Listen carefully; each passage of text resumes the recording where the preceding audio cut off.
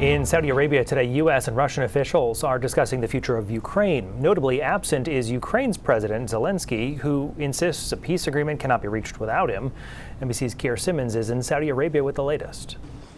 Well, these are the first formal, if hastily organized, talks between the US and Russia since Russia's illegal invasion of Ukraine.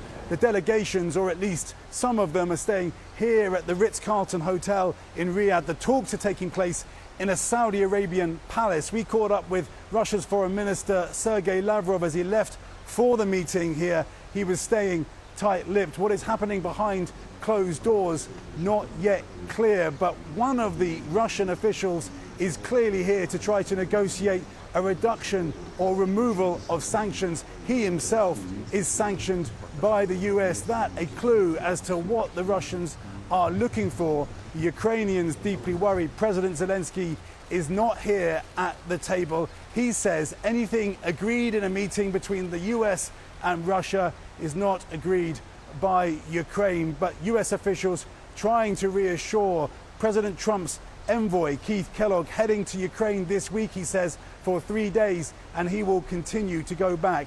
The Europeans not at the table. Yesterday in Paris, they struggled to even agree whether they would send troops to Ukraine to try to shore up any kind of a ceasefire. These talks still taking place here in Saudi Arabia today. Keir Simmons, NBC News, Saudi Arabia.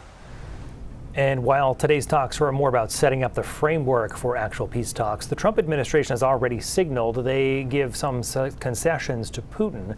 Last week, Defense Secretary Pete Hegseth said Ukraine joining NATO or realigning all the land seized by Russia were non-starters. Reports also suggest that President Trump may seek a payout from Ukraine. The Daily Telegraph, a conservative paper in the UK, said that Trump's wishes for mineral, fuel, and commerce are steeper than the reparations imposed on Germany after World War II.